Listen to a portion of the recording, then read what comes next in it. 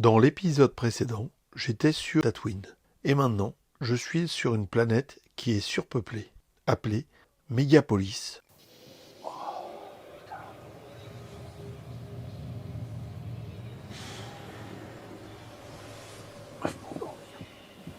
Ah, vous êtes là? Salut, je suis bien content d'avoir la connexion avec la Terre parce que j'arrive pas à dormir dans cette ville là. Ils m'ont emmené sur une planète surpeuplée là. Je suis dans une ville, je sais pas quoi, Mégapolis ou un truc comme ça. Alors c'est insupportable, insupportable. Il y a du bruit le jour comme, enfin même presque plus la nuit que le jour. Donc ça, voilà, tiens, on va se faire un faux live, mais avant, je vais en profiter pour mettre mon sponsor. C'est les chaînes d'hôtels Star,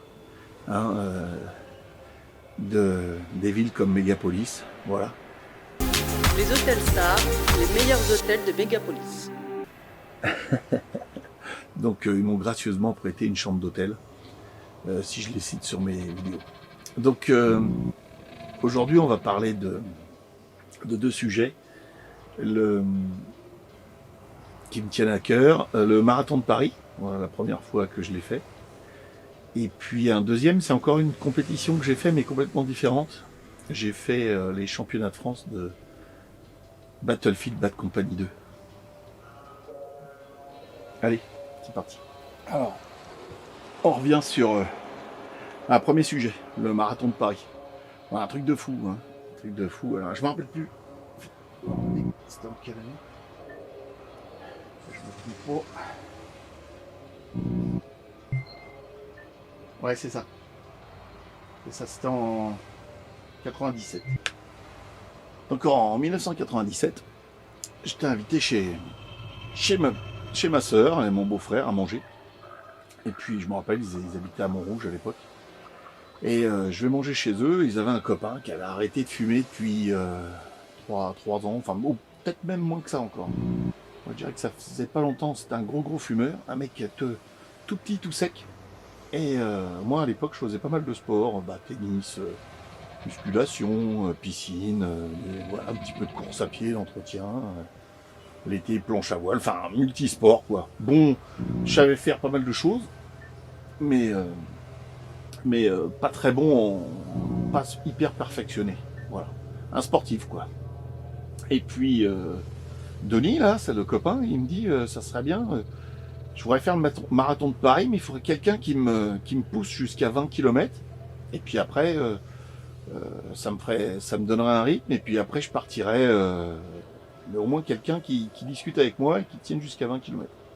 Alors, dis-toi, Eric, qui fait du sport, tu pourrais pas m'emmener jusqu'à 20 km. On court, puis après, t'arrêtes, tu fais ce que tu veux. Et puis, moi, je continue, quoi. Alors, moi, sur le coup, je trouve ça vachement sympa. Moi, je me dis, tiens, pourquoi pas, mais je regarde un peu, 42 bornes, machin, bon, je dis, je ferai pas le marathon, mais je dis 20 km, je peux faire 20 km, hein. Je me mets à courir un peu, bon, c'est vrai que c'était court pour s'entraîner pour un marathon, mais pour s'entraîner pour un 20 km, moi j'avais fait des 5000, donc des 5 km, je me disais, pourquoi pas faire un 5000 tranquille, je le faisais tranquille, donc je cours un peu, je monte à 12, je dis allez, en forçant, et puis à 12 j'étais très bien, 12 km, donc je dis en forçant, je ferai bien mes 20, et puis à 20, je lève le pied, je m'arrête, et je rentre à la maison, quoi. Et j'habitais en banlieue parisienne à l'époque, j'habitais à Thiers, moi, dans le sud de Paris, dans le 94. Du coup, nous voilà partis. Du coup, lui, il habitait Montparnasse. J'arrive chez lui en voiture. Il m'emmène en scoot. C'est plus facile pour aller au marathon, hein. Il m'emmène aux portes du truc. On se retrouve 20 000 à courir. Un truc de malade. Donc là, il se passe plein de choses de nouveau pour moi. Je vois, il fait froid. Hein. Il fait toujours à peu près. Enfin, moi, les autres fois, je l'ai refait après. Je vous raconterai ça à la fin, mais il fait à peu près 6 degrés. Hein. Donc tu cailles un peu, tu es en short parce qu'il ne faut pas trop être couvert. Et les gens ont des vieux sweats sur eux, ont des pantalons de survêt ou carrément des sacs poubelles, ou des caouets, des machins, et juste avant le départ, ils balancent tout. Ils balancent tout. Donc je trouve ça assez étonnant, hein. La mairie de Paris a un boulot de fou, mais ce qui est bizarre aussi, c'est qu'il y a une autre population, c'est les gens sans domicile fixe, quoi, qui viennent récupérer les vêtements. Et ça, j'ai trouvé ça très très bizarre. Je sais même pas si les gens sont dans la compète s'en aperçoivent, mais ça, j'ai trouvé ça très bizarre. Enfin, ça m'a fait même un peu mal, quoi. Moi, j'avais pas pris de Switch, j'avais pas pris de gros trucs à jeter, mais ça serait peut-être un devoir d'emmener des fringues un peu correctes et de leur laisser. Voilà, pas les jeter par terre et d'en mettre sur un banc, et les mecs se servent après. Voilà, donc à réfléchir. Et, sur le coup, on n'y pense pas, on est concentré à notre course, 20 000 personnes, donc c'est énorme. Bon, on est au milieu de la masse, hein. Il y a des mecs qui sont costumés, il y a des gens qui ont des instruments de musique, il y a des gens qui ont des ballons, et en plus c'était l'anniversaire, là, c'est de je sais plus combien d'années, hein, du marathon, donc c'était un peu spécial. Et puis on se met à partir, on court, machin. Donc lui il me disait non, va pas trop vite, et ça descend, on part des Champs-Élysées, et ça descend jusqu'à Vincennes, hein. C'est assez, ça descend, on est emmené par un flux de personnes. Donc tous les 5 km, il me semble bien que c'est tous les 5 km, il y a un ravitaillement.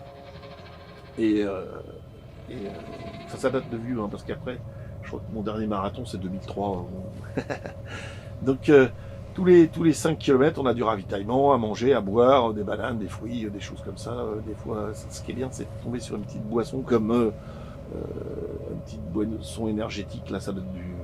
Mais c'est vrai qu'au départ, on n'a pas trop envie de boire ni de manger, mais il faut le faire, hein, parce que on se déshydrate très vite. Et le truc sympa, c'est que voilà, on avance, on se retrouve dans le bois de Vincennes, hein, on a là, en ayant vu pas mal de choses sympas, hein, c'est Paris, hein. Et bois de Vincennes, machin, 18 bornes, 18 bornes, oui voilà, ouais, on arrive dans les 18 bornes. Mon pote il me dit on va se préparer à se séparer. Je dis bon, il n'y a pas de souci, tout ça. Et ouais, 19-20, lui paf, accélère et il se barre, hein, lui entraîné pour le marathon. Et moi du coup je me retrouve tout seul, million quand même au milieu de 20 000 personnes, donc on n'est pas vraiment tout seul. Et je dis je vois pas pourquoi arrêter, enfin tout se passe bien, j'y vais gentiment, on va voir jusqu'où je peux aller. Donc je continue à avancer, et puis là, à 21 km, des crampes se font sentir, mollets, cuisses, dos. Enfin, ça devient monstrueux, hein, pour quelqu'un qui a jamais fait autant de kilomètres. Chaque coup sur le sol se répercute dans nos jambes, et ça devient douloureux, quoi. Donc je dis je vais continuer un petit peu en marchant, marcher, courir, lever le pied, je m'hydratais à mort. Quand on arrivait sur les stands de boissons, il y avait des bouteilles partout, des pots de fruits partout, donc c'était même limite casse-gueule, ça glissait. Et il y a toujours ce flux de gens qui nous dépassent. Donc je sais pas, on est entraîné, on continue. Enfin moi je suis dans un second monde, quoi, on va dire, dans ma tête, parce qu'il n'y a plus personne qui existe, hein. On est vraiment sur soi, quoi. On pense à plein de choses, on pense à sa douleur, et puis on est dans sa tête, on se bat pas contre les autres, on se bat contre nous, quoi. Et je rentre, donc il y a des tunnels, après on arrive près de la Seine, il y a des tunnels. Et ça c'est assez monstrueux, parce qu'on se retrouve dans le noir, on voit, c'est très très austère, les gens crient sous les tunnels. Donc j'ai compris que dans les marathons suivants, qu'il fallait aller le plus vite possible là-dedans, parce que pour moi, c'était le côté le plus désagréable du marathon. Et c'en est ignoble. On est écrasé, le son, il y a la réverbération du son. Voilà, ça ajoute de la douleur. On n'est pas bien. Donc je passe les tunnels. À un moment, je vais presque pour abandonner. Il y a un convoi de médecins, j'ai tellement mal, je dis tiens, je vais vers eux, la Croix-Rouge là, je me fais masser, j'arrête, je suis débile, quoi, il faut arrêter. Et il y a un monsieur qui se met à mon niveau, qui souffrait autant que moi, qui me pousse un peu, et qui me dit, il faut pas dévier de la ligne jaune, là, il y a une ligne jaune par terre. Il me dit, il faut pas dévier parce que c'est là, c'est le plus court. Enfin, quand si on court à côté, on se rajoute du kilomètre. Alors qu'en restant sur cette ligne jaune, et ben on fait le minimum, là, 42 km. Et alors du coup, je dis, bah, et je sais pas, et on discute un peu, machin, et hop, il me relance, il me fait oublier, on fait 2-3 km, même un peu plus. Et ce monsieur disparaît, pareil. Alors je sais même pas s'il a été plus vite que moi, ou s'il s'est remis à courir, ou s'il a arrêté, ralenti. Moi, me suis mis à courir à ce moment-là, parce que je faisais que de courir, marcher. Mais je faisais du 6 km/h quand même, donc qui est assez énorme. Qui est assez énorme pour quelqu'un qui a de la douleur. Mais on est entraîné toujours par cette vague. Et là, on arrive au bois de Boulogne. J'ai fait tout le long de la Seine. Je peux dire que j'ai tout traversé Paris, quoi, dans l'autre sens. Et là, on est à 32 km, à peu près. Je me dis, mais c'est pas possible. Je vais pas 31, 32. Je vais pas abandonner maintenant. La douleur devient, insupportable, mais j'arrive à la gérer. J'avance à un bon rythme. Je me dis, je vais peut-être aller jusqu'au bout. C'est peut-être la dernière fois de ma vie que je le ferai. Et je vais peut-être envoyer un ravitaillement. Et alors, ce qui est assez monstrueux, c'est qu'à ce niveau-là, on voit les gens qui passent. Il y a quoi? Il y a peut-être 300 ou 400 mètres dans une rue. Et on voit les gens qui passent dans l'autre sens et ils arrivent à la ligne d'arrivée. Donc, je pense que... Enfin, on entend que c'est pas loin de la ligne d'arrivée. Alors que nous, il nous reste plus de 8 bornes hein, dans les bois. Mais on les voit, on aurait presque envie de tout traverser. Hein.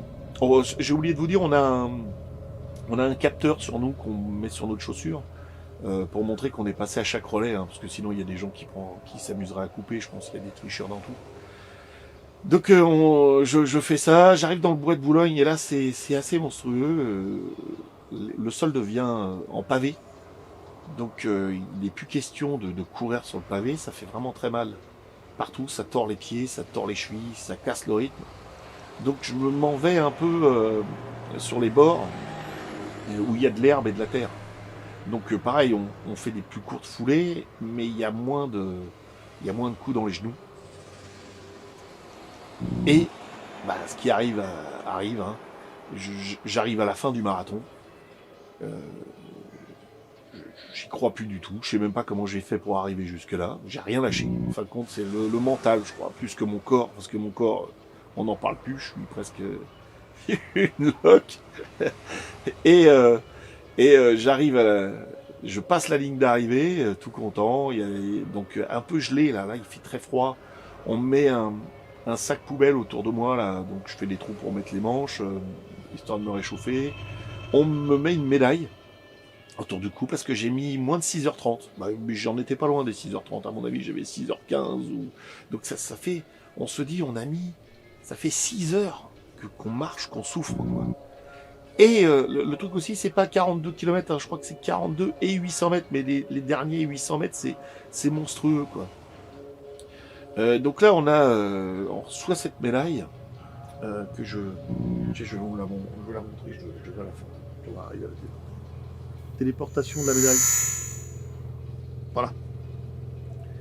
Et on nous met cette médaille autour du cou. Hein. Truc de fou. Hein. Et je sais pas si vous voyez bien. Et en fin de compte, ça veut dire, tu l'as fait, quoi. C'était le 6 avril 1997. Donc ça date un peu. Et on se dit, je l'ai fait, je passe les barrières.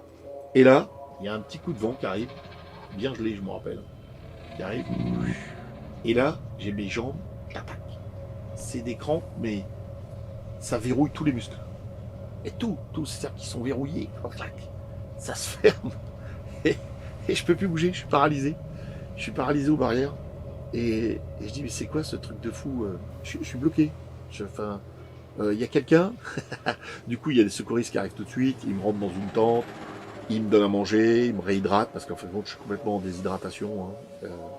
J'ai perdu plus de 5 kilos, je crois que j'ai dans le marathon. C'est un truc de malade. Malgré qu'on se réhydrate. Et ils me font manger. Parce que c'est l'après-midi. Et donc je me fais masser, ça dure au moins 1 heure, je me dis ça va mieux, je remets le pied par terre, les crampes reviennent, je me refais masser, et je me dis ouais, c'est sympa.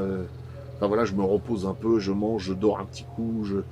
Et d'un seul coup, je me dis, mais mince, comment je vais rentrer? Enfin, le mec qui m'a emmené, il était en scout. Et bah lui, il a fini depuis longtemps, il s'est barré, il a cru que j'avais abandonné, que j'étais retourné chez lui. Et ma famille a cru que j'avais abandonné aussi, me voyant pas arriver à la ligne d'arrivée. À l'époque, on n'avait pas de portable, donc ils sont tous barrés. Et dans la poche arrière de mon... Donc pas de papier, rien, pas une thune. Et dans la poche arrière de mon short, j'avais des tickets de métro. J'avais un ticket de métro. Je me dis, putain. Donc là, je remonte les Champs-Élysées avec mon sac plastique, habillé en coureur. Cette médaille autour du cou, hein, où j'arrêtais pas de la regarder. Et là commence un second marathon. Donc il fallait que j'aille à Montparnasse. Donc je prends le métro. Les gens me regardent. Hein. Je suis dans un épuisement total, mais je suis bien. Je l'ai fait. Un apaisement dans la tête de fou. Je l'ai fait. J'arrive à Montparnasse. J'ai pas le code de mon pote. Je sais qu'il s'appelle Denis, mais j'ai pas son nom de famille. Parce que c'est le pote de mon beau-frère, de ma sœur, quoi. Moi, c'est pas c'est un copain que j'ai rencontré que dans les dîners comme ça, je sais même pas son nom de famille, donc impossible de sonner à sa porte. Je sais quel étage il habite parce que je suis allé chez lui, mais j'ai pas retenu son nom de famille. Heureusement, quelqu'un, alors j'attends encore une vingtaine de minutes, voire même 30 minutes en bas, et il y a quelqu'un qui rentre, j'en profite pour me faufiler, hein, il me laisse rentrer. Je prends l'ascenseur, j'arrive chez lui, il me redonne un petit coup à bouffer, il en revient pas que je suis allé jusqu'au bout, et il me traite de malade. Mais on est super content de l'avoir fait. Alors lui, il me raconte ses exploits, hein. Lui, il avait mis 4h30, un truc comme ça, même pas, je crois. 4h15, hein, il commençait à être un bon, là, et voilà, on en discute, et il en revient pas que je suis allé jusqu'au bout. Et puis, je finis par récupérer ma voiture, que j'ai vraiment du mal à conduire, hein. Je repars sur la banlieue parisienne, en portant presque mes jambes. Et une dernière épreuve est face à moi, c'est que j'habite au 3e étage sans ascenseur. Ça, je m'en rappellerai toute ma vie. Et que je suis en bas des escaliers, c'est des gros escaliers en marbre, hein. J'étais dans une résidence à l'époque. Et bah ça va tout le haut du corps, il y a la pêche. Par contre, les jambes, j'en ai plus.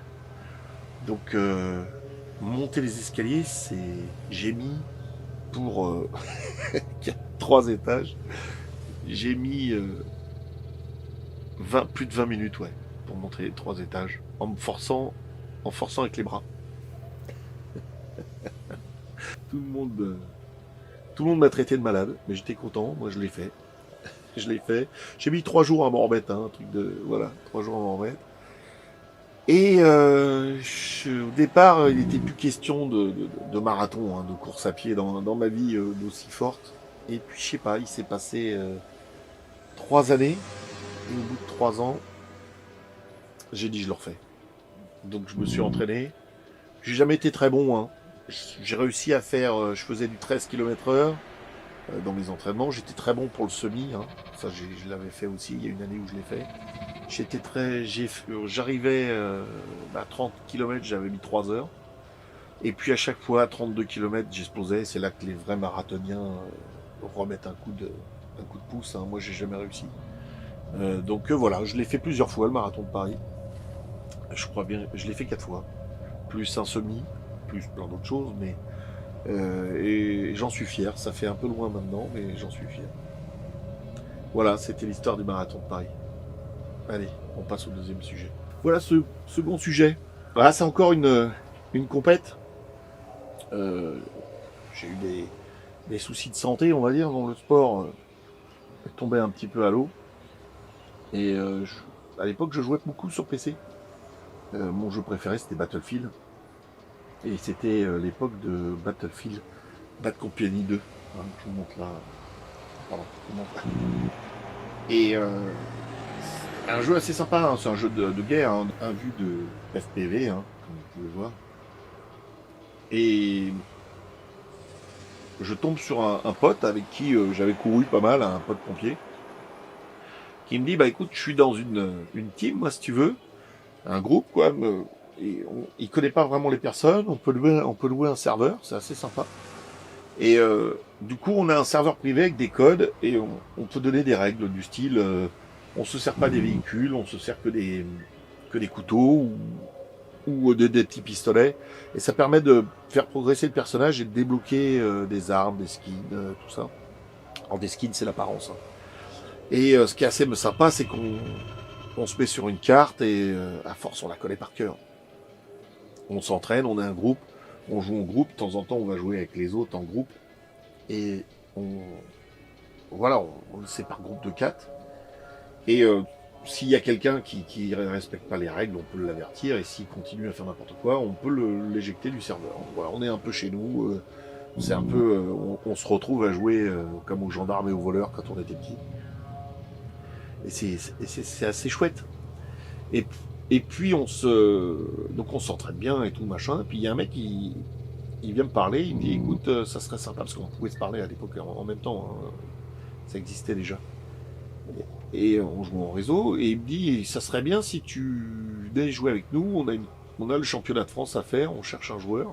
Il nous manque un joueur parce qu'on est du coup avec moi on serait 7. Faut être toujours 4. Et les gens étaient un peu comme moi. Moi, je suis infirmier. Il y avait des pompiers, il y avait des policiers, il y avait un peu de tout, des gendarmes. Enfin, j'en sais rien. Moi, ils avaient chacun des boulots. Et des fois, on est au boulot. On peut pas faire la compète comme c'était pendant un mois assez concentré la compétition. Et il me dit, au moins, on aura toujours 4 joueurs de près ces jours-là. Et par affinité, bon, on jouera en groupe. Donc je dis ouais, pas de souci. Fallait s'inscrire à Game France, et bien sûr, ce qui arrive. Hein. J'ai mon jeu qui plante. Je refais une installation et j'arrive pas à remettre mon compte. Enfin, donc j'étais inscrit à Game France, tout ça. J'appelle eux à Game, j'arrive à les joindre. Hein. Et je leur dis tout est planté, je perds mon niveau, je perds tout. Je suis inscrit sur Game France. Donc à distance, ils prennent mon installation, ils me remettent tout à niveau, tout ce que j'avais gagné, ils me remettent tout à niveau. Alors pour jouer la compète, c'était assez bizarre. Le décor était super beau. Hein.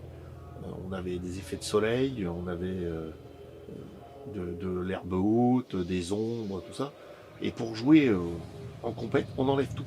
Les effets de soleil, tous les, comment on appelle ça, tous les effets d'ombre, toutes les herbes hautes, et on lisse au maximum, on augmente pour lisser quand on est à côté d'un mur et qu'on doit tirer, il faut que le mur ait la définition la plus haute pour pas que ça fasse des trucs, sinon la balle peut rester coincée dans le mur et non pas tirer à côté si on est un peu caché. Il faut que le jeu tourne à mort, que le PC tourne à mort, donc moi mon PC était fait que pour ça, et ça durait moins de 30 minutes à chaque fois la partie.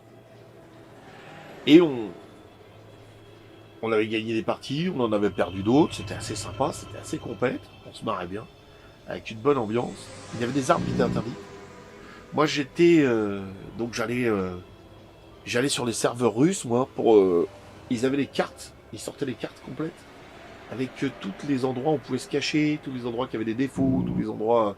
Donc je connaissais les cartes par cœur, je donnais des cours aux mecs. On s'entraînait comme des fous furieux, comme des sportifs. Et les compètes se passaient pas trop mal. Et moi, je me servais beaucoup du lance. Je m'étais aperçu que le M40, c'est un explosif sous le fusil, on n'a pas le droit de s'en servir. Et moi, je mettais du fumigène à la place. Et ça fait qu'en portée directe, si le mec était devant moi, je le tuais avec ça. Ça mettait du fumigène partout, ça gênait les mecs. Et moi, je connaissais tellement la carte par cœur que des fois, dans des pièces, rien que la couleur du mur, je savais où j'étais sur la carte. C'était un peu fou, hein. On apprenait tout par cœur. Hein. Enfin, moi, j'avais vraiment envie de m'éclater et puis de gagner. Il y avait quand même 50 000 € à gagner quand même à l'époque. Hein. Donc ça fait rêver. Il y a quand même des champions. Mais on se dit peut-être, comme on gagnait les parties, il y avait un classement. Et à un moment, on se retrouve, plus de joueurs. Donc je me dis, tiens, c'est bizarre, on se retrouve à deux. Vite, on va sur la team, on fait un appel, les mecs, il nous manque 2 joueurs, on va être disqualifié par manque de joueurs. Qu'est-ce qui se passe? Où sont passés les autres? Donc, on prend 2 mecs qui sont inscrits sur Game France, au hasard, hein, d'ailleurs, les mecs, à quoi... Après, je vous explique pourquoi. Comment ils ont joué, quoi. Et on prend les mecs qui sont inscrits sur Game France, sinon on pouvait pas jouer avec eux. On se retrouve à jouer. Il y en a un, il se perd sur la carte. L'autre, il tombe d'un bâtiment dans un arbre. Il reste accroché dans un arbre pendant toute la partie. Et ça a complètement déstabilisé les 4 joueurs. Ils se sont dit, mais qu'est-ce qui se passe? Donc on prenait les objectifs, nous. Moi, j'étais au fumigène, donc je foutais une merde pas possible. J'essayais de tuer le maximum de joueurs.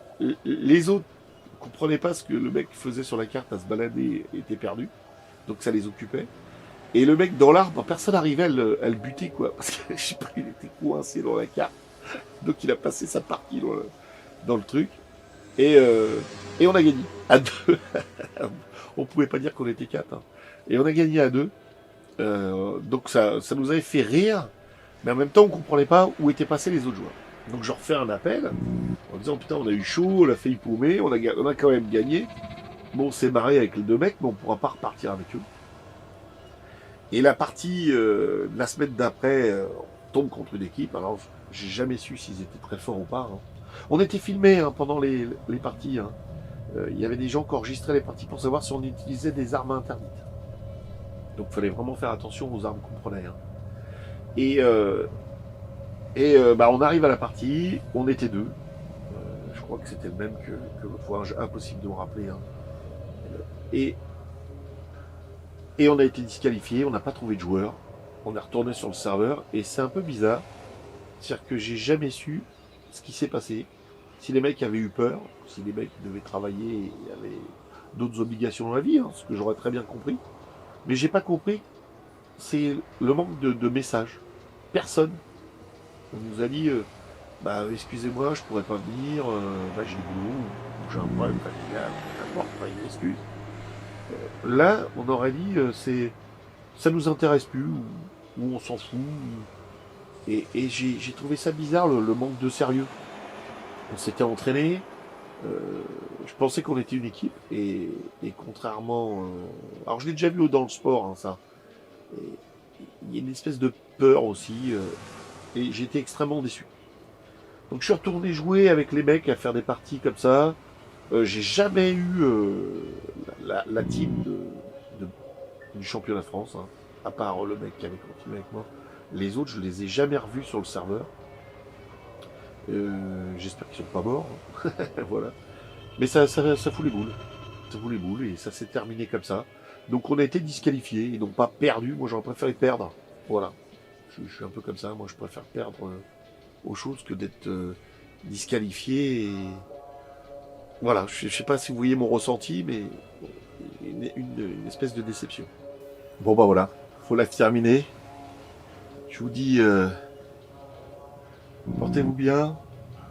À la prochaine. Portez-vous bien. À la prochaine. Et à bientôt. Il faut que je dorme quand même un peu, malgré le bordel là. Je pense que maintenant il se fait tard, je vais réussir à dormir. Allez, bonne nuit à tous.